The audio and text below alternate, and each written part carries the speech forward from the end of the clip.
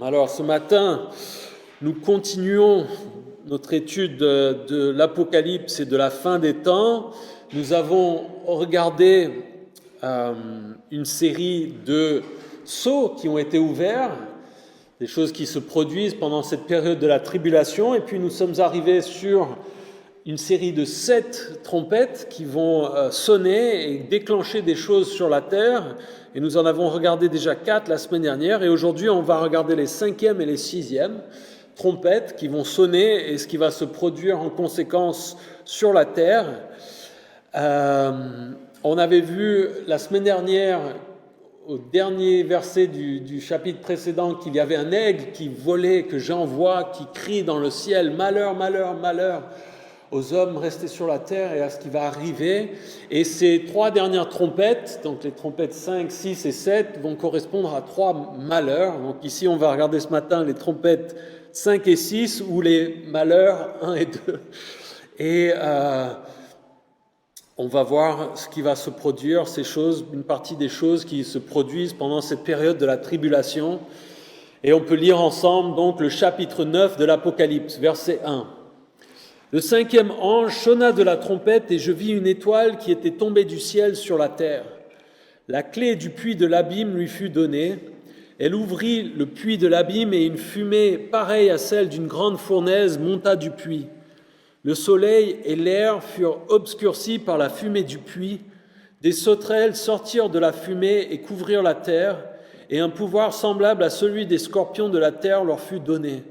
Elles reçurent l'ordre de ne pas faire de mal à l'herbe de la terre, ni à aucune verdure, ni à aucun arbre, mais seulement aux hommes qui n'avaient pas l'empreinte de Dieu sur leur front.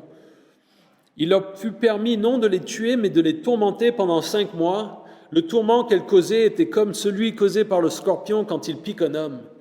Durant ces jours-là, les hommes rechercheront la mort et ne la trouveront pas. Ils désireront mourir, mais la mort fuira loin d'eux. Ces sauterelles ressemblaient à des chevaux préparés pour le combat. Elles avaient sur la tête comme une couronne d'or et leur visage était pareil à celui d'un homme. Elles avaient des cheveux semblables à des cheveux de femmes et leurs dents étaient comme celles des lions. Leur poitrine était comme une cuirasse de fer et le bruit de leurs ailes ressemblait à celui de chars tirés par plusieurs chevaux qui courent au combat. Elles avaient des queues armées de dards comme les scorpions et c'est dans leur queue que se trouvait leur pouvoir de faire du mal aux hommes durant 5 mois. À leur tête, elles avaient comme roi l'ange de l'abîme, appelé en hébreu Abaddon et en grec Apollyon. Le premier malheur est passé, voici que 2 malheurs viennent encore après cela. Le 6e ange sonna de la trompette et j'entendis une voix venant des 4 cornes de l'autel d'or qui est devant Dieu. Elle disait au 6e ange qui tenait la trompette, « Relâche les 4 anges qui sont enchaînés près du grand fleuve l'Euphrate. » Ainsi les 4 anges qui étaient prêts pour l'heure, le jour, le mois et l'année furent relâchés afin de faire mourir le tiers des hommes. Le nombre des troupes de la cavalerie était de 200 millions. J'en entendis le nombre. Voici comment dans la vision je vis les chevaux et ceux qui les montaient. Ils avaient des cuirasses couleur de feu, d'hyacinthe et de soufre. Les têtes des chevaux étaient comme des têtes de lions et de leur bouche sortait du feu, de la fumée et du soufre. Le tiers des hommes fut tué par ces 3 fléaux, le feu, la fumée et le soufre qui sortaient de leur bouche. En effet, le pouvoir des chevaux se trouvait dans leur bouche et dans leur queue. Leur queue ressemblait à des serpents, elles avaient des têtes et c'est par elles qu'ils faisaient du mal. Les autres hommes, ceux qui n'avaient pas été tués par ces fléaux, ne se détournèrent pas de ce que leurs mains avaient fait. Ils ne cessèrent pas d'adorer les démons et les idoles en or, en argent, en bronze, en pierre et en bois, qui ne peuvent ni voir, ni entendre, ni marcher. Et ils ne se repentirent pas de leur meurtre, ni de leur sorcellerie, ni de leur immoralité sexuelle, ni de leur vol. Amen. Vous vouliez un truc léger ce matin ? Pour vous remonter le moral et pour vous sentir mieux. Et on lit ce passage et on se dit, zut, peut-être que j'aurais mieux fait de rester à la maison. Ce matin, avant de venir à l'église avec les tonnerres qui tonnaient, les éclairs, je me disais, c'est encore un bon matin pour parler de ces choses. Thomas, après le premier culte, me disait peut-être que c'est parce qu'on étudie l'Apocalypse qu'on a ces tempêtes pas possibles, il faut qu'on arrête. sont des choses impressionnantes et inquiétantes que nous voyons ici. On voit premièrement, et on va regarder en détail, la libération d'une armée démoniaque qui sort de cet endroit qui est appelé l'abîme et qui vient attaquer l'homme, faire souffrir l'homme. Et ensuite, on voit une armée de 200 millions de cavalerie en chiffres et qui va faire mourir le tiers des hommes. Et ces choses c'est des dimensions et des chiffres et des quantités qui donnent le tournis, qui sont difficiles pour nous à comprendre et à saisir. Et ici donc, le premier malheur, cette 5e trompette, verset 1, le 5e ange sonne de la trompette et je vis une étoile qui était tombée du ciel sur la terre. La clé du puits de l'abîme lui fut donnée. Une étoile, il voit une étoile qui était tombée du ciel, qui semble avoir été déjà tombée. Et cette étoile, on voit d'après le contexte qu'il s'agit d'une personne ou d'un individu, un être, puisqu'il reçoit la clé et qu'il a il ouvre l'abîme et qu'il est actif. L'idée ici, simplement, je pense, quand on voit dans la Bible, il s'agit sans doute de Satan. Il est fort possible que ce soit aussi le même ange dont il est question au verset 11, celui qui est le chef de ces sauterelles qui sortent de l'abîme. Dans la Bible, dans Ésaïe 14, 12, parlant du roi de Babylone, mais qui est un symbole de Satan, Ésaïe nous dit « Comment es-tu tombé du ciel, astre brillant, fils de l'aurore? Te voilà abattu par terre, toi qui terrassais les nations. » Et plus loin dans la Bible, Jésus lui-même va parler dans Luc 10, verset 18, et dire « Je regardais Satan tomber du ciel comme un éclair. » Et il y a cette idée que Satan, qui était un ange, mais qui est un ange déchu, corrompu, et qui a été en quelque sorte, qui arrive sur la terre comme une étoile qui tombe, et il reçoit la clé de ce puits de l'abîme. Et ici, avec ce qui suit au verset 11, et en partant du principe qu'il s'agit de Satan, parfois on voit ça et ça correspond à une idée que nous nous faisons parfois à tort, qui est l'idée que Satan est le roi et le chef de l'enfer et que c'est son fief en quelque sorte, que lui il est bien en enfer et qui se plaît à punir les hommes ou des choses comme ça. La Bible nous dit que non, Satan et les démons vont subir l'enfer comme une punition au même titre que l'humanité qui rejette Dieu. Et donc il n'y a pas l'idée que Satan se fait plaisir en enfer. Non, il va être puni par Dieu et jeté en enfer comme une punition éternelle. Et donc bien qu'il reçoive une clé là, il semble avoir une autorité, il n'est pas le chef de l'enfer ou d'un endroit où il y aurait des démons. Et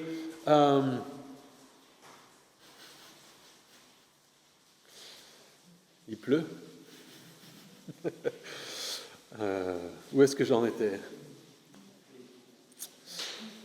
Oui. Merci. Alors, il reçoit la clé de cet endroit, de ce puits de l'abîme. Et donc, la question qui nous vient, c'est qu'est-ce que cet endroit, qu'est-ce que ce puits? Pourquoi est-ce qu'il est fermé à clé?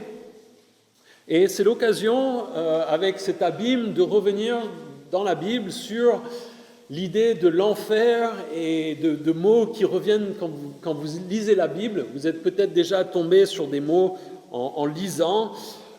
Il est question du séjour des morts. Il est question en hébreu de Sheol, il est question de Hadès, il est question de Géhen, de l'étang de feu, de l'enfer. Et ces choses, parfois, on a du mal un petit peu à les concilier suivant les versets. On entend ces choses et on se dit, mais comment ça correspond? Je ne comprends pas bien. Et donc ce matin, je vous fais un petit exposé bref sur ces différentes choses. D'après la Bible, il y a un endroit qui est au cœur de la terre, qui est le séjour des morts, qui est aussi appelé Sheol et Hadès. Et cet endroit est un endroit où, jusqu'à la venue de Jésus et sa mort et sa résurrection, les morts allaient tous dans cet endroit, ce séjour des morts, Hadès ou Sheol.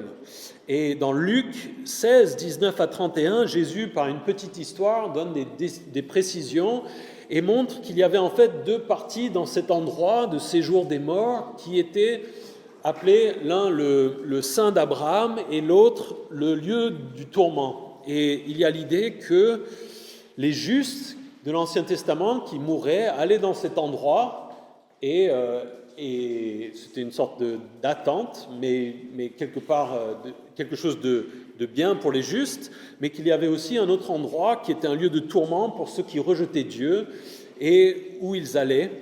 Et c'est distinct de l'enfer éternel, tout en y ressemblant. Et d'après la Bible, après sa mort, Jésus est allé dans cet endroit, ce séjour des morts, et a pris les saints qui étaient dans le sein d'Abraham et les a amenés avec lui au ciel. Et maintenant, quand nous mourrons, en tant que chrétiens, qui mettent leur foi en Jésus-Christ pour leur salut, on va directement au ciel, on ne passe plus par cet endroit. Tandis que les morts, les gens qui meurent, qui ne croient pas en Dieu, pour l'instant, eux vont encore dans le séjour des morts, en attendant la fin de l'histoire que nous allons voir dans l'Apocalypse et le jugement final où ils seront finalement jetés en enfer pour l'éternité. L'enfer, justement, cet autre endroit, alors si vous voulez, on peut lire quelques versets qui parlent de ça, pour vous donner un peu, pour vous rappeler, pour vous faire voir que ce n'est pas juste quelque chose que je tire de mon chapeau comme ça. Dans Matthieu 12, on voit versets 39 à 40, il est dit « Il leur répondit, une génération mauvaise et adultère réclame un signe miraculeux. Il ne lui sera pas donné d'autre signe que celui du prophète Jonas. En effet, de même que Jonas fut 3 jours et 3 nuits dans le ventre d'un grand poisson, de même le Fils de l'homme sera 3 jours et 3 nuits dans la terre ou dans le sein de la terre, et ça s'approche de cette idée du séjour des morts. Dans 1 Pierre 3, 19, on voit que Pierre dit que c'est alors que Jésus est allé faire une proclamation aux esprits en prison, et c'est l'idée que Jésus est allé dans cet endroit et a proclamé l'évangile en quelque sorte, a expliqué l'évangile à ces saints qui étaient restés, qui n'avaient pas encore entendu proprement parler l'évangile, mais qui s'en remettaient à Dieu. Dans 1 Pierre 4, 6, il est aussi dit « L'évangile a aussi été annoncé aux morts, afin qu'après avoir été jugés comme tous les hommes ici-bas, ils vivent selon Dieu par l'Esprit. » Et puis dans Éphésiens 4, les versets 7 à 10, « Cependant, à chacun de nous, la grâce a été donnée à la mesure du don de Christ. C'est pourquoi il est dit, il est monté sur les hauteurs, il a amené des prisonniers et il a fait des dons aux hommes. Or, que signifie il est monté, sinon qu'il est aussi d'abord descendu dans les régions les plus basses de la terre. Celui qui est descendu, c'est celui qui est monté au-dessus de tous les cieux, afin de remplir tout l'univers. » Et donc on voit, on ne va pas faire une étude en détail de chaque verset, mais on voit que ces versets, quand on a cette compréhension un peu de ce séjour des morts et de l'enfer, qu'on comprend un peu mieux ces versets qui parlent de choses où, quand on les lit au premier abord, on se dit, on comprend mal ce qui se passe. Et ça permet aussi d'expliquer des passages comme le psaume 16, 10, qui est cité dans Actes 2, 27, concernant Jésus, où il est dit « Tu n'abandonneras pas mon âme au séjour des morts. Tu ne permettras pas que ton sein connaisse la décomposition. » Il y a l'idée que Jésus est allé, mais il n'avait pas à y rester. Et donc après, dans le Nouveau Testament, on nous explique, et Paul notamment dans Philippiens 1, 23 ou 2 Corinthiens 5, 8, qu'on va tout de suite être auprès de Jésus maintenant quand on meurt. Et l'enfer, en contraste, l'étang de feu, ou aussi ce qui est appelé la Géhenne, c'est l'enfer final. C'est le lieu où Satan, ses démons et les gens qui auront rejeté Dieu, qui n'auront pas accepté l'Évangile et le salut qui est offert en Jésus-Christ seront jetés. Cet endroit, on voit qu'il sera même question dans Apocalypse 20, 14, que la mort et le séjour des morts seront jetés dans cet étang de feu dans l'enfer. Donc on voit que par exemple, ce verset, si on lit pas le reste de la Bible et qu'on ne comprend pas, on se dit, mais pourquoi est-ce que le séjour des morts est jeté en enfer? Ça semble... Qu'est-ce que ça veut dire? Mais si on voit que c'est deux choses distinctes et qu'il y a quelque chose qui permet de les définir séparément, ça semble moins impénétrable. Alors évidemment, ce sont des choses où on reste humble. La Bible ne nous fait pas un exposé systématique, détaillé sur le fonctionnement exact de toutes ces choses, mais à partir de ces versets, on arrive quand même à se faire comprendre ces idées de base. Mais il faut toujours être très, très attentif à ne pas aller au-delà et à rester prudent et demander de la sagesse à Dieu pour nous faire comprendre ces choses. Le mot « Géhen », qui est aussi utilisé pour décrire l'enfer, vient du mot « Géhinom », qui était une vallée proche de Jérusalem où on brûlait les ordures, et donc il y avait un feu qui brûlait tout le temps, un petit peu comme si on allait à la déchetterie aujourd'hui, et on dirait, bon, ben, vous voyez les déchets qui brûlent toute la journée, toute la nuit, tout le temps. Ça, c'est symbolique de ce que va être l'enfer, et c'est comme ça que ce mot est utilisé dans les passages de la Bible où il est mentionné. Alors, avant de revenir à notre texte, et juste entre parenthèses, cette question du séjour des morts et de ce sein d'Abraham et du lieu du tourment sont les parties qui nous font penser au purgatoire. Et nous ne croyons pas au purgatoire, ça c'est une autre conception de ces choses-là, où on dit qu'on peut prier pour ces personnes qui sont là en attente et qu'on peut changer leur destinée éternelle, ou que si l'Église, malheureusement, au Moyen-Âge, disait même, si vous donnez de l'argent, on va faire quelque chose pour ceux qui sont morts, et comme ça, on va les changer de catégorie. La Bible ne nous présente pas ça comme ça, du tout, et donc on n'est pas du tout d'accord avec ça, et on ne croit pas non plus le fait de prier des saints qui seraient dans un lieu spécial ou qui auraient une influence sur ces choses. C'est pas ce que la Bible présente. Mais pour revenir donc à notre question ce matin qui était « Qu'est-ce que cet abîme ?» si vous vous souvenez. L'abîme serait un lieu de demeure et de tourment pour les démons et Satan. Et dans Romains 10:7, on a l'impression que le séjour des morts et l'abîme sont associés, sont le même endroit, que c'est peut-être un puits, une partie plus profonde. C'est des choses au niveau de la topologie ou de la géographie, on ne comprend pas exactement, mais l'idée d'un puits, de l'abîme, l'idée d'un abîme, c'est abysse, c'est un trou sans fond. Et donc c'est un endroit où les démons sont mis. Alors on voit dans la Bible qu'il y a des démons, des puissances spirituelles qui sont libres et qui sont présents dans le monde, dans les réalités célestes, mais qu'il y a aussi, dans les passages de la Bible, l'idée que certains démons ou anges déchus sont mis dans cet endroit, sont enchaînés pour des raisons qu'on ignore. Mais par exemple, on voit dans Luc 8, 31, Jésus qui se retrouve face à un homme possédé par un démon, et les démons qui sont dans cet homme, lorsque Jésus leur dit de sortir de l'homme, verset Luc 8, 31, ils supplient Jésus de ne pas leur ordonner d'aller dans l'abîme.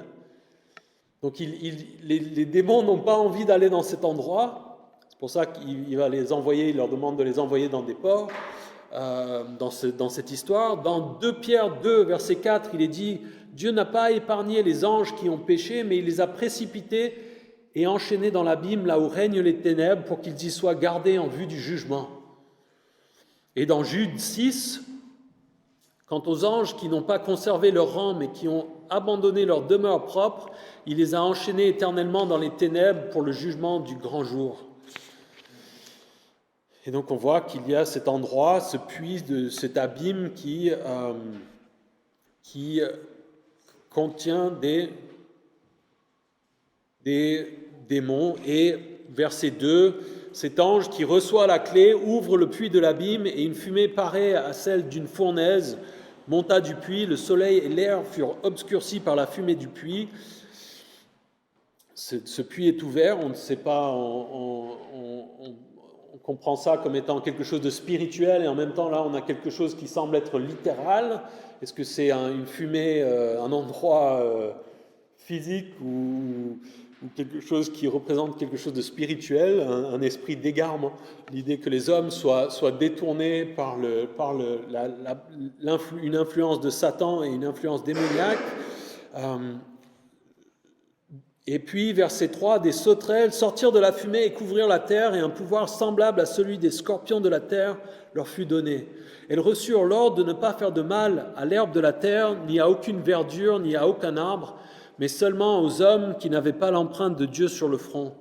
Il leur fut permis non de les tuer, mais de les tourmenter pendant 5 mois. Le tourment qu'elles causaient était comme celui causé par le scorpion quand il pique un homme. Alors on va continuer avec ces sauterelles, mais donc il y a des sauterelles qui sortent de cette fumée, de cet endroit, et qui couvrent la terre. Et ces sauterelles reçoivent le pouvoir de piquer comme des scorpions. Alors là, on se dit en lisant ce passage, qui sont ces sauterelles, qui sont ces choses qui sont décrites là. Et je pense qu'il s'agit simplement d'une armée démoniaque qui s'abat sur la terre. On voit pour plusieurs raisons qu'il ne s'agit pas de sauterelles littérales, qu'il y a quelque chose de démoniaque de spirituel, le fait qu'elles peuvent piquer et empêcher les hommes de se donner eux-mêmes la mort. Et il y a vraiment quelque chose ici qui n'est pas naturel. On voit aussi que des sauterelles, ou en français on parle aussi parfois de locustes ou de criquets locustes, normalement on s'occupe de végétation, de plantes, de manger ces choses-là, et ici ces sauterelles attaquent l'homme. Alors entre parenthèses ici, ça fait partie d'un jeu que je trouve marrant, c'est de chercher toutes les personnes à qui on a fait porter le chapeau de ces sauterelles au cours de l'histoire. Si vous allez regarder, on parle d'hérétiques, on a accusé les musulmans, on a accusé les Turcs, les Sarrasins, les Jésuites, on a même accusé les protestants d'être ces sauterelles qui sortaient de la ville. Et donc c'est toujours, encore une fois, à prendre avec des pincettes les choses de l'histoire et la manière dont les gens essayent de dire « Ah, les sauterelles correspondent à telle ou telle chose ». Ici, je pense vraiment, elles sortent du puits et littéralement, Satan ouvre ce puits de l'abîme qui est décrit comme un endroit dans d'autres passages de la Bible où les démons sont enchaînés. On se dit que c'est des démons qui sortent et qui viennent attaquer l'homme. Alors, elles reçoivent, verset 4, l'ordre de ne pas faire de mal à l'herbe de la terre, ni à aucune verdure, ni à aucun arbre, mais seulement aux hommes qui n'ont pas l'empreinte de Dieu sur le front. Elles sont dirigées par quelqu'un. On voit au verset 11 qu'il y a ce personnage qui est leur chef, le roi de l'abîme, sans doute, à mon sens, Satan, mais peut-être un autre ange déchu qui les dirige. Et elles reçoivent des ordres, elles sont dirigées, elles ne font pas de mal à l'herbe, la verdure, les arbres. Et ici, les hommes qui ont l'empreinte de Dieu sur le front, ce sont les 144 000 dont nous avons parlé au chapitre 7. Il n'est pas question, il n'est pas évident ici de dire qu'il y ait d'autres personnes qui aient reçu ce signe sur leur front. Et donc, à mon sens, ça renforce l'idée de l'enlèvement de l'Église, parce que ce moment-là, on avait dit que les 144 000, c'était des juifs mâles vierges, et donc l'Église n'en fait pas partie. Et si l'Église est présente à ce moment-là, d'après le texte, ils vont subir ces choses de la même manière s'ils n'ont pas de marque. Alors certains essaient de dire « Ah oui, mais l'Église va recevoir une marque », mais ils extrapolent à partir d'autres passages. Et donc pour moi, ça semble montrer aussi que l'Église est enlevée et ne subit pas ces choses. Verset 5, « Il leur fut permis non de les tuer, mais de les tourmenter pendant 5 mois. Le tourment qu'elles causaient était comme celui causé par le scorpion quand il pique un homme. » Alors ces sauterelles ou locustes reçoivent l'ordre de tourmenter les hommes pendant 5 mois en les piquant avec une piqûre comme celle d'un scorpion. Les 5 mois, d'après les gens qui s'y connaissent en sauterelles et en locustes, c'est la durée de vie normale de ces insectes. C'est pas moi qui le dis. Et on voit qu'ils viennent comme une plaie sur la terre, sur l'humanité. Ça rappelle évidemment les plaies d'Égypte. Exode 10, versets 14 à 15, il y avait des locustes qui étaient envoyés dans le pays d'Égypte et qui avaient mangé toute l'herbe et qui avaient causé bien des problèmes au pays d'Égypte. C'est intéressant parce qu'on le voit dans l'actualité, si vous suivez un petit peu, si vous regardez, en Afrique, ils ont eu beaucoup de problèmes cette année et l'année dernière dans l'Est africain, la corne d'Afrique, en Ouganda, au Kenya, dans ces pays-là, avec des locustes, et c'est un problème extrêmement grave. Nous, on a du mal à comprendre, on n'a pas vécu ce genre de choses, mais pour vous donner une ordre de grandeur, pour essayer de vous dessiner, pour vous faire comprendre la chose, on dit que les essaims de ce genre de criquets locustes peuvent atteindre plusieurs milliards d'individus en nombre, milliards, et qu'ils peuvent couvrir, les essaims peuvent couvrir des surfaces allant jusqu'à environ 100 km². Et qu'ils peuvent se déplacer, les essaims, jusqu'à 200 km par jour. Est-ce que à l'école, vous avez étudié, moi j'ai étudié les djinns, un célèbre poème de Victor Hugo, qui parle qui décrit en quelque sorte ce même genre de dessin de démons ou qui arrivent et qui font du bruit et qui petit à petit grossissent à l'horizon. Et c'est le genre de choses où, moi j'ai jamais vécu, mais d'après ce que je comprends, on pense que c'est un nuage, et puis on s'aperçoit en fait que c'est des millions et des millions de locustes qui vous arrivent dessus et qui mangent tout. Et donc ici, il y a vraiment l'idée que cette horde, ces démons, ces sauterelles qui sortent de cet abîme couvrent la terre d'une manière complète et s'attaquent à tous les hommes. Alors ça semble indiquer quand même cette idée de 5 mois. On a vu que c'était long quand même, 3 mois de confinement, 5 mois à être piqué par des scorpions. On se dit que ce sera quand même long, même si on sait que Dieu pourrait permettre que ça dure plus longtemps. Et on voit verset 6, « Durant ces jours-là, les hommes rechercheront la mort et ne la trouveront pas. Ils désireront mourir, mais la mort fuira loin d'eux. » J'ai vu, mon frère m'a envoyé une vidéo sur YouTube, comme on se fait entre frères, on s'envoie des vidéos bêtes, avec des choses un peu marrantes à regarder. Et il y a une série de vidéos par un jeune homme qui dans la quête sans doute de trouver d'avoir beaucoup de personnes qui visionnent ces vidéos, s'est dit, je vais récupérer les insectes avec les piqûres les plus douloureuses sur la Terre, et je vais me faire piquer et me filmer et vous montrer la douleur que j'endure en me faisant piquer comme ça. Et alors il le fait a priori de manière assez contrôlée. Il a un médecin à côté, il essaie de faire les choses bien, mais il finit quand même par prendre des abeilles, des guêpes vénéneuses, et il les prend et il se les met sur la peau jusqu'à se faire piquer. Et puis les vidéos durent 15-20 minutes et on le voit à l'agonie avec le bras qui gonfle, en train de... Et c'est pas des choses joyeuses, ça me fait sourire parce que qui parmi nous s'est déjà fait piquer par un scorpion? Donc quand on lit ces choses, on pense savoir de quoi il s'agit, mais en fait on imagine, on s'est sans doute fait piquer par des guêpes, mais des scorpions, moi je ne me suis jamais fait piquer par un scorpion. J'en ai vu, j'étais inquiet au Mexique pendant ma lune de miel avec ma femme, mais j'ai jamais été piqué. Et donc ces vidéos, même si elles sont... ridicule, et j'encourage pas ce genre de comportement, je trouve que ça permet un petit peu de s'en rendre compte de la douleur que la Bible semble indiquer que l'homme va subir pendant 5 mois, d'être piqué par ce genre de bestiole et de voir ce jeune homme qui est là. Et finalement, ça permet d'expliquer que des hommes rechercheront la mort. Les hommes voudront se donner la mort en pensant échapper à cette douleur. Et quel verset inquiétant! Quel verset qui interroge sur notre compréhension aussi de la mort, qui est quelque chose finalement que même scientifiquement on a du mal à comprendre. On a défini qu'il y a une mort qui est légale quand il y a un encéphalogramme plat pendant suffisamment de temps, mais on ne saisit pas bien. Des fois le corps fonctionne encore mais il n'y a plus personne. Et des fois, c'est l'inverse, où on a l'impression que le corps est en train de s'arrêter de fonctionner, mais la personne est toujours là. Et qu'est-ce qui se passe exactement? Et on voit et on comprend parfois dans l'idée que pour certains, face à certaines douleurs, et peut-être ces 5 mois de douleur, que l'homme puisse se dire, ce sera mieux si je me donne la mort que de continuer à endurer ça. Et aujourd'hui, en ce moment, dans notre monde, c'est un mensonge qui est promu par le diable.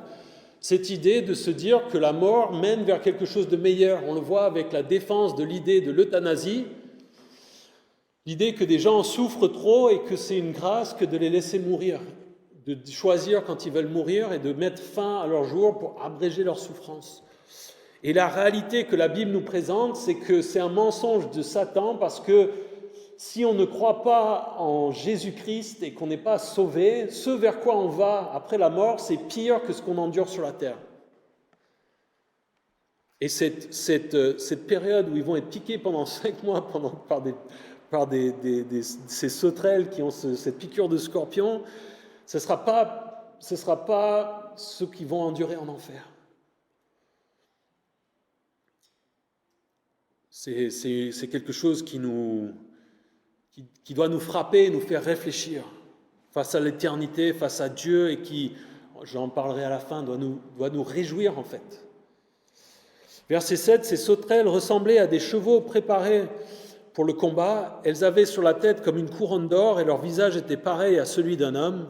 Elles avaient des cheveux semblables à des cheveux de femme et leurs dents étaient comme celles des lions. Leur poitrine était comme une cuirasse de fer et le bruit de leurs ailes ressemblait à celui de chars tirés par plusieurs chevaux qui courent au combat. Elles avaient des queues armées de dards comme les scorpions et c'est dans leur queue que se trouvait le pouvoir de faire du mal aux hommes durant 5 mois. Alors on a cette description imagée avec l'idée de chevaux équipés pour le combat qui nous donne l'idée d'une vitesse de déplacement. Les couronnes d'or donnent l'impression d'une autorité ou d'une force. Les visages comme des visages humains donnent l'idée d'une intelligence, d'une personnalité, d'un caractère. Les cheveux de femme, je ne sais pas exactement ce que ça nous donne. Les dents de lion, les cuirasses de fer sur leur poitrail, l'idée d'une invulnérabilité. Le bruit de leurs ailes comme le bruit de chars à plusieurs chevaux. Il y a l'idée de quelque chose d'impressionnant de par le bruit. Les queues semblables aux aiguillons des scorpions pour pouvoir nuire aux hommes. C'est quelque chose d'impressionnant qui se rapproche de beaucoup de films de super-héros ou moi j'aime bien les films sur du Seigneur des Anneaux. Et il y a des hordes d'orques qui arrivent dans ces films-là qui me font penser dans l'imagerie un petit peu à ce qu'on retrouve ici.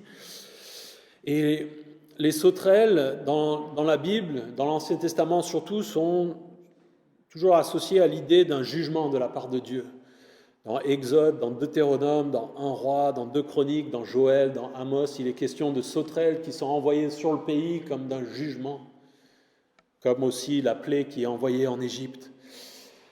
Et donc on comprend ici a priori qu'il s'agit de quelque chose de pas naturel et d'une cruauté et d'une violence extrême. À leur tête, elles avaient comme roi l'ange de l'abîme, appelé en hébreu Abaddon et en grec Apollyon. Il y a un commandant, un roi, l'ange de l'abîme. De qui s'agit-il ou de quoi s'agit-il ? On peut penser qu'il s'agit de Satan, ça semble être le plus évident. Il est peut-être question d'autre chose. Abaddon et Apollyon veulent dire destruction et tourment. Et on sait que Satan veut détruire, veut égorger et détruire, d'après Jean 10, et comme un lion rugissant qui cherche qui dévorer dans 1 Pierre 5. Et donc c'est le chef de ces sauterelles qui viennent.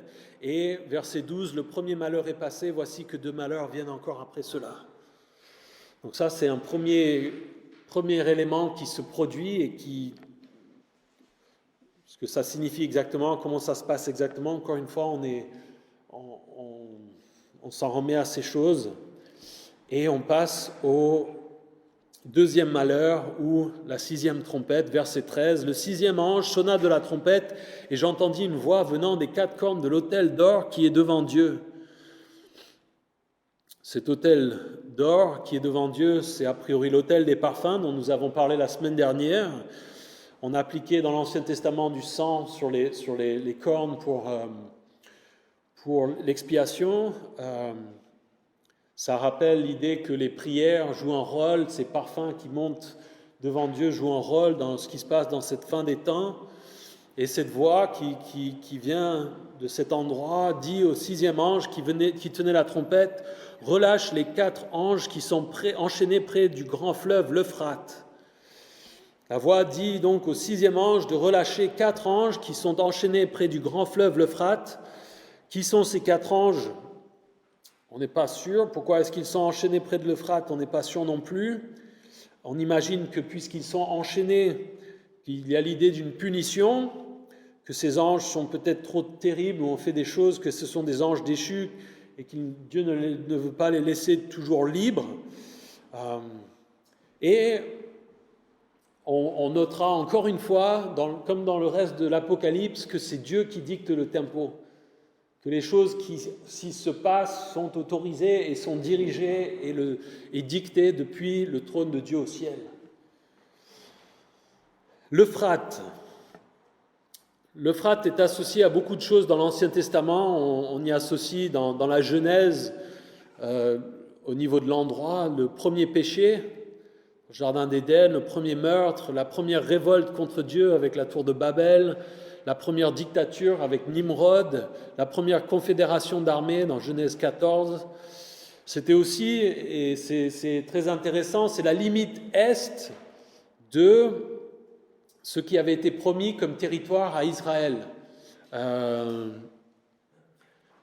Si vous pensez à Israël, normalement vous pensez à une petite bande de terre qui est proche de la Méditerranée. Et si vous allez regarder sur la carte que nous avons ici, je vous invite à jeter un coup d'œil à l'Euphrate si vous ne le visualisez pas, c'est complètement de l'autre côté. C'est en Irak, c'est Bagdad, et donc la terre promise, en fait, elle était immense. Et Israël n'a jamais occupé ne serait-ce qu'une partie de ce territoire que Dieu leur avait promis. Et puis l'Euphrate, c'est aussi un élément central concernant Babylone, qui est symbolique de Satan, de son influence dans le monde et du monde qui rejette Dieu. C'est la rivière qui passe par Babylone, par Bagdad aujourd'hui, la frontière est de l'Empire romain aussi. Et verset 15, ces 4 anges sont prêts pour l'heure, le jour, le mois et l'année, afin d'être relâchés et de faire mourir le tiers des hommes.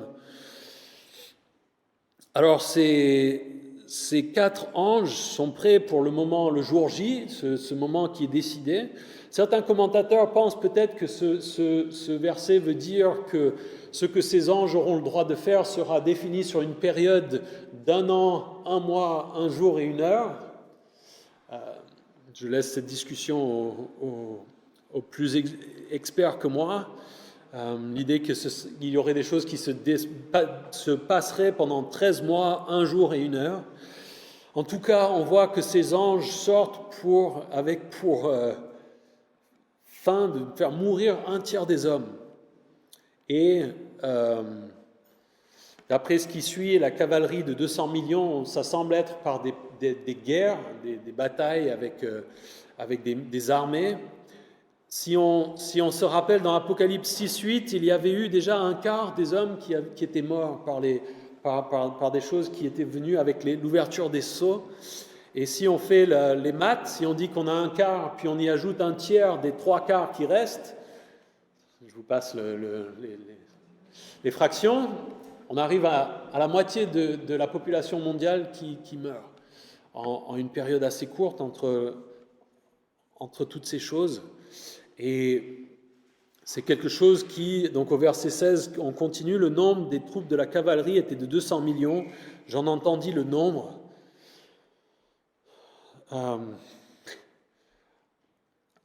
C'est des chiffres qui donnent le tournis.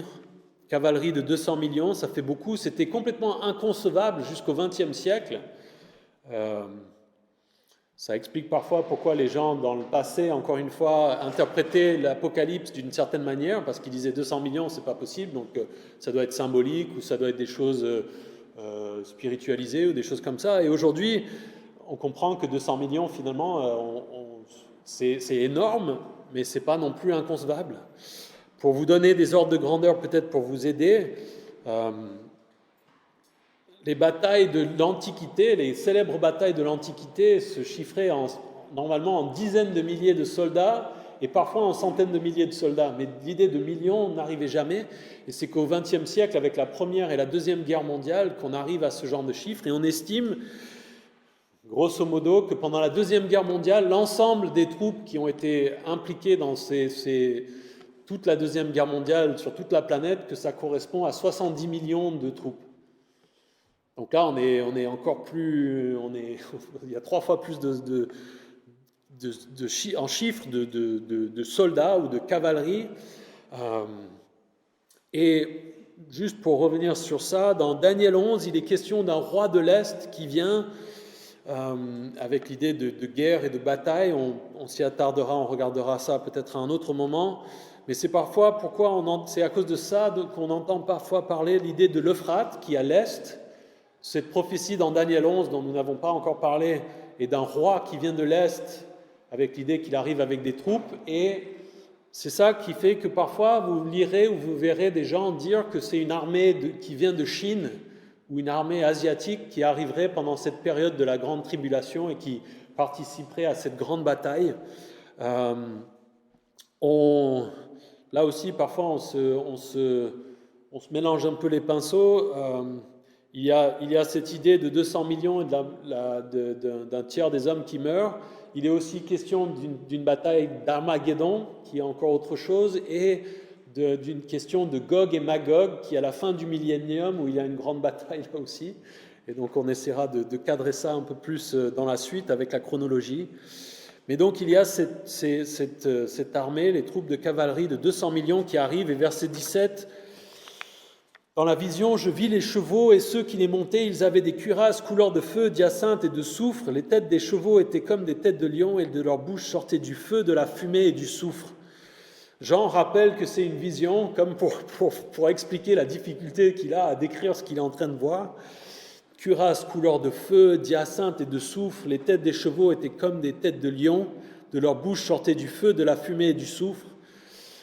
Verset 18, le tiers des hommes fut tué par ces 3 fléaux, le feu, la fumée et le soufre qui sortaient de leur bouche. En effet, le pouvoir des chevaux se trouvait dans leur bouche et dans leur queue. Leur queue ressemblait à des serpents, elles avaient des têtes et c'est par elles qu'ils faisaient du mal. Alors ici, on voit une image d'horreur, de destruction massive et qui semble venir à la suite de cette présence de ces démons qui sortent de l'abîme, et on ne sait pas ici s'il s'agit littéralement d'une armée de grande taille, ou peut-être que c'est l'idée d'une guerre mondiale qui implique 200 millions de soldats et qui amène la mort du tiers des hommes à ce moment-là. On voit, et certains font le même parallèle avec le précédent malheur, mais cette idée que si Jean voyait depuis le ciel, grâce à Dieu, le futur et une bataille militaire aujourd'hui, comment est-ce que Jean décrirait des soldats avec des armures et des fusils d'assaut et des bazookas et des chars d'assaut et de l'artillerie lourde et des camions avec des tourelles, avec des mitraillettes dessus et des avions de chasse et des choses comme ça, des hélicoptères. On s'imagine que si on prenait quelqu'un de l'Antiquité et qu'on le posait, ça fait un petit peu penser, pour ceux qui se souviennent, commence à faire longtemps, mais il y a un film qui s'appelle Les Visiteurs, où il y a quelqu'un du Moyen-Âge qui débarque aujourd'hui et qui essaie de décrire une voiture, et de la même manière, on se dit que si quelqu'un de l'Antiquité arrivait et voyait une guerre moderne, il parlerait de chevaux qui font du bruit et qui ont des queues, qui lancent du feu et du soufre et qui tuent les gens. Et donc, il s'agit, à mon sens, sans doute de militaires, moi je pense plutôt littéral, alors qu'avant c'est quelque chose de démoniaque, avec l'idée qu'ils ne font pas mourir les hommes justement avec ces piqûres, alors qu'ici ça ressemble bien à ce qu'on voit dans les images de guerre et les descriptions que nous en avons. Et puis verset 20, les autres hommes, ceux qui n'avaient pas été tués par ces fléaux, ne se détournèrent pas de ce que leurs mains avaient fait. Ils ne cessèrent pas d'adorer les démons et les idoles en or, en argent, en bronze, en pierre et en bois, qui ne peuvent ni voir, ni entendre, ni marcher. Ils ne se repentirent pas de leur meurtre, ni de leur sorcellerie, ni de leur immoralité sexuelle, ni de leur vol. La grande majorité de l'humanité à ce moment-là, malgré ce qui se passe, ne se repent pas, ne change pas d'attitude et veut continuer à vivre de la même manière. Cette liste, idolâtrie, meurtre, sorcellerie, qui s'approche, qui est l'idée du mot pharmacopéa, qui s'approche de l'idée des drogues, de l'utilisation des drogues, l'immoralité sexuelle, les vols, c'est une vraie liste qu'on pourrait dresser comme liste d'accusations contre notre société et notre monde actuel. Et c'est terrible de voir combien notre nature humaine ne change pas. Et on le voit aujourd'hui, on le voit dans notre monde, des catastrophes arrivent et on est tous là à dire oui, ça y est, on va changer. Ou c'est peut-être que c'est Dieu qui juge le monde, c'est Dieu qui nous met en garde. Et puis après le choc initial de ce qui vient de se produire passé, on retourne finalement à ce qu'on fait avant. On voit les catastrophes en ce moment qui se sont produites dans les montagnes. Et on dit, ah non, c'est fini, il ne faut plus jamais construire, il faut qu'on soit prudent, Et puis on sait très bien que dans quelques temps, on va se dire, tiens, ce terrain-là, c'est quand même bien pratique. Et puis on a oublié, puis on repart. Et de la même manière, avec le monde, on voit les catastrophes naturelles et on dit qu'il s'agit du réchauffement climatique, si c'est le cas ou pas. Pour la plupart, on finit quand même par ne pas changer notre mode de vie. On a envie de continuer à vivre comme on a envie de continuer à vivre.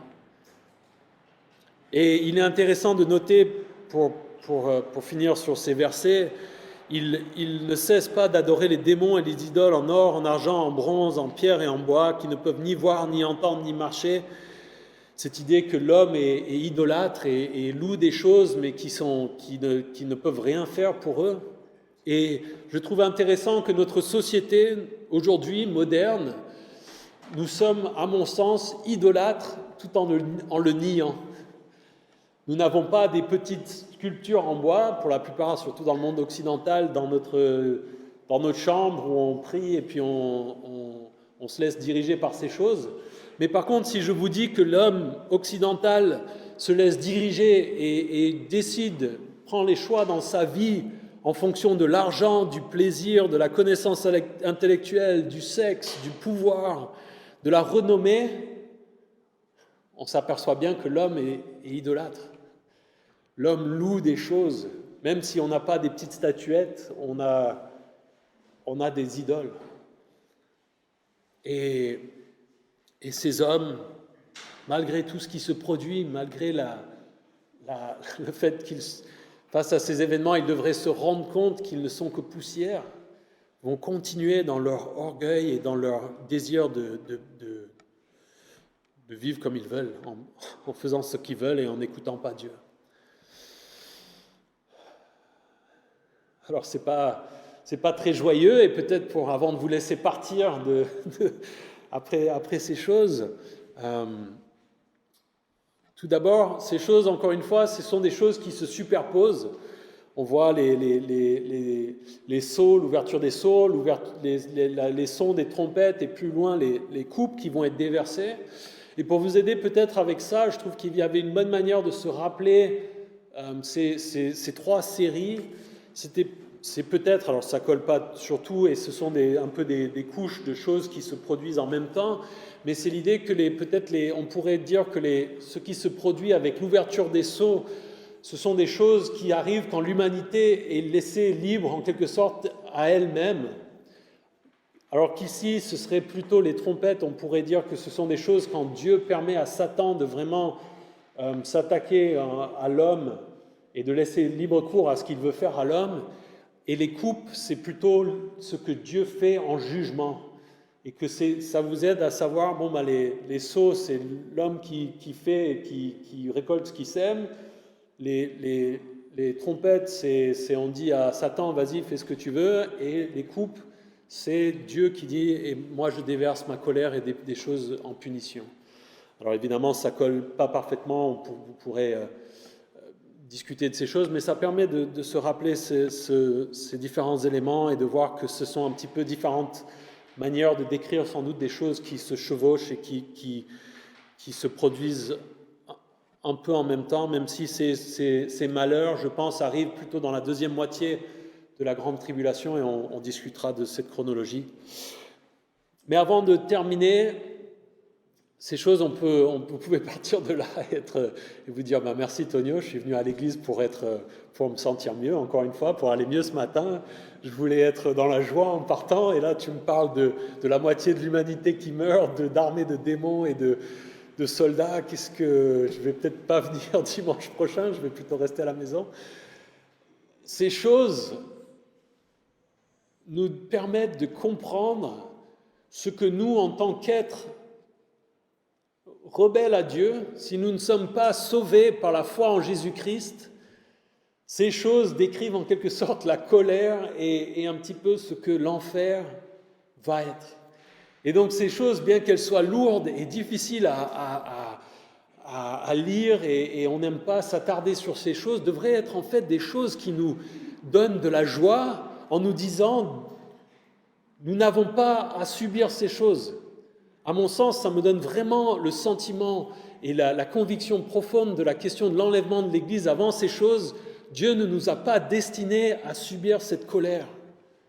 Et donc ça devrait nous donner de la joie de nous dire « Merci Dieu, par la simple foi en Jésus-Christ et en ce qu'il a fait, tu me permets d'échapper à ces choses et surtout d'échapper à l'enfer qui finalement va être pire même que ce genre de choses.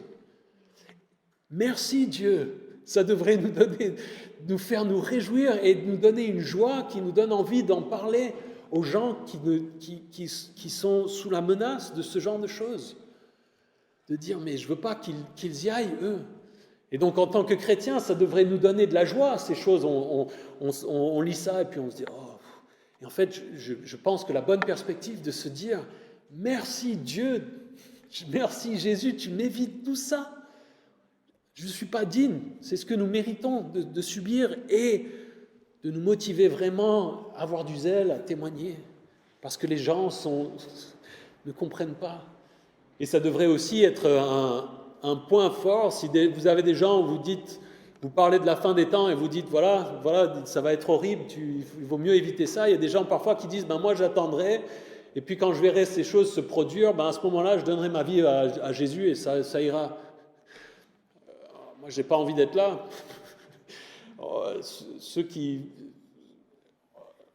On n'a pas l'impression de pouvoir échapper à ces choses. C'est pas l'impression que ça donne, c'est pas l'idée que il y a une ville ou un endroit qui va subir ces choses, et puis si on s'échappe un petit peu à la montagne, de nos jours, des fois, il y a des gens qui pensent, avec la mode des zombies dans les films, il y a cette question des gens qui se préparent aux catastrophes naturelles et qui disent je vais avoir un sac à dos prêt. Et au moins un truc, je peux m'échapper et survivre pendant des mois dans la montagne. Et des fois, on associe ça un petit peu à l'Apocalypse et on se dit, oui, si je suis prêt, on pourra s'échapper, on survivra en tant qu'Église dans une communauté à Saint-Martin-Vésubie où on sera coupé de la route comme ça l'est actuellement. Et on fera des constructions et puis on restera tranquille et Dieu nous protégera. Mais ce qui est présenté, c'est pas ça. C'est toute la planète qui y passe et des chiffres incroyables, encore une fois, qui donnent le tournis. Et donc ça devrait nous donner de la joie de nous dire merci Dieu de ce qu'on échappe à ça. Et c'est ce que Paul disait aux Thessaloniciens qui commençaient à s'inquiéter et se dire oh là là, est-ce qu'on a loupé le truc? Est-ce qu'on est là est-ce qu'on a loupé l'enlèvement? Et Paul qui dit non, je vous ai expliqué ce qui va se produire. Si vous n'avez pas vu ces choses, c'est que vous n'y êtes pas, vous en faites pas. Et Dieu, au son de la trompette, va nous enlever. Et si on n'est pas croyant, je vous invite à réfléchir sérieusement à ce que Jésus a à offrir, parce que l'alternative, malheureusement, et ce que la Bible présente, n'est pas souhaitable pour vous. Prions et réjouissons-nous. Seigneur, merci pour ce texte ce matin, merci pour mes frères et sœurs présents ici avec moi, et merci Jésus de pour ce que tu as fait pour nous à la croix. Comment tu as pris la colère de Dieu à notre place, comment tu nous permets d'être sauvés, d'aller directement au ciel, d'être avec toi, de faire partie de ta famille, de ne pas avoir à subir ta colère, de recevoir ta justice comme une robe blanche, Seigneur. Donne-nous de la joie à réfléchir à ça, Seigneur. Aide-nous à ne pas être blasés de ces choses que nous entendons parfois peut-être trop et de manière trop monotone à l'Église, Seigneur. Aide-nous à nous réjouir, à nous émerveiller, à nous étonner du miracle que c'est. Parle-nous et aide-nous à prendre ces choses à cœur et qu'elles impactent notre foi, notre relation avec toi, notre Dieu et aussi notre témoignage. Et Seigneur, nous prions à la fois, viens, reviens. Et Seigneur, en même temps, quand nous voyons ces choses, nous te remercions et nous te disons, patiente encore, Seigneur, sauve encore, sauve plus. Tu es souverain et nous nous en remettons à toi, Seigneur. Merci pour qui tu es et merci pour combien tu nous aimes. En ton nom nous prions. Amen.